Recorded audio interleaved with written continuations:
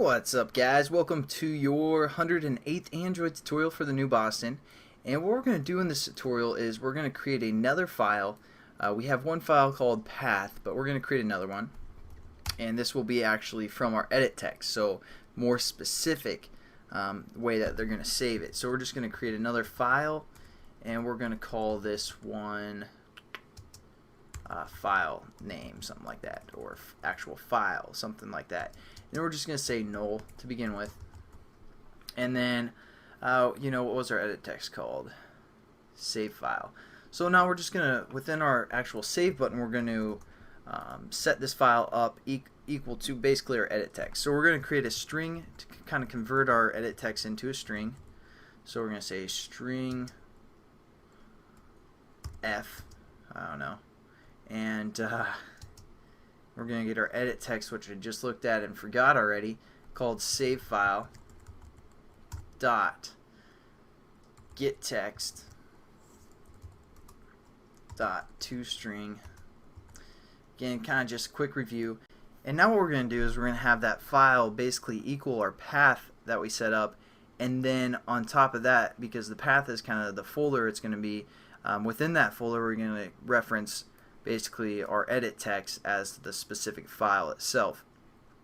So a few tutorials ago we set up a few paths, which you can kind of think about as the different folders. So like the music folder, the picture folder, and the downloads folder. So we need our file to kind of reference which folder it is and then which specific path it is. So what we're going to do here is basically say our file and say equal to new file, and we're familiar with just a string reference of some sort, something like that, but we want to also refer to our path. So there's another file constructor that we can use that takes two parameters. One for basically, you can think of the path or the folder, however you guys want to think about it, and then for the second parameter, the actual specific, whatever .jpeg or something like that, PNG. So since we're using our our F here for our actual edit text, we're just going to say F here. So that's going to create a file for us in, again, our path location with the specific file name from our edit text. Pretty simple for the most part. And now what we want to do is, again, we're going to kind of check to make sure we can read and write everything. And we've done that up here a few tutorials ago with the state. We get the state and all that good stuff.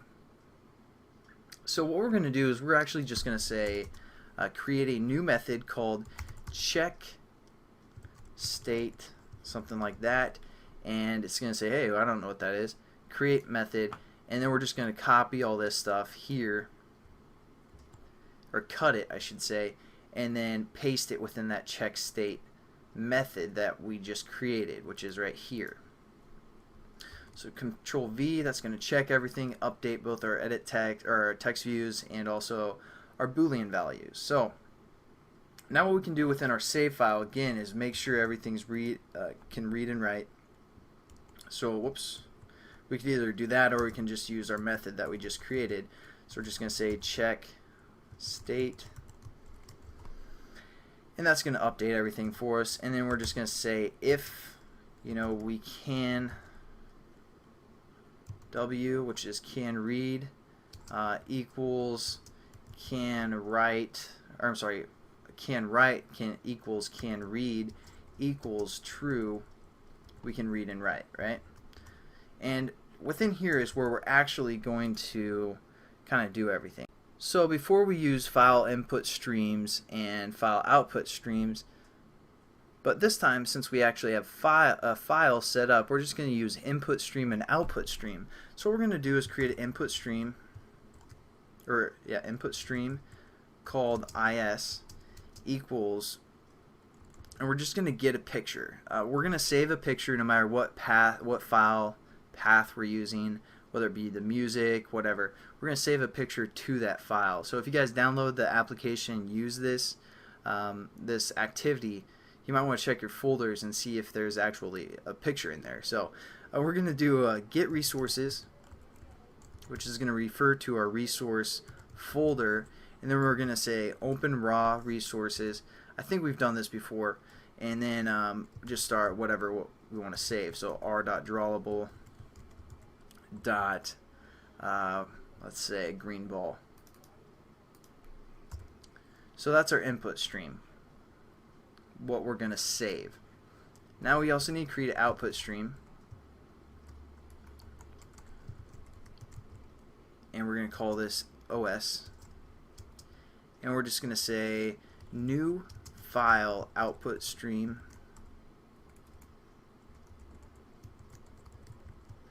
and we're going to refer to our file that we set up right here. So we're going to say file.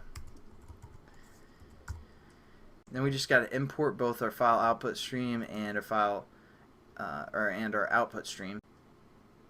And again, we're going to have to surround this with a try and catch.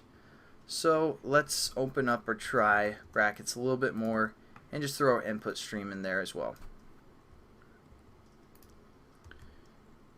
What we need to do again is set up a byte array that's going to kind of read all of our data for us. So we're just going to set up a byte array, call it data, and this is going to be equal to new byte array. And within the parameter, we're going to give it our input stream, and we just say dot available again.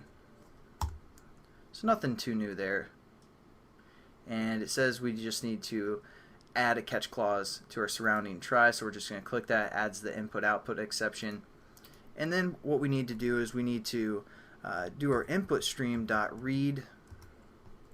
With the parameters, we're going to give it our byte array. Looks kind of familiar to the last tutorial. We just read, except this time we are in a while loop, so that's fine.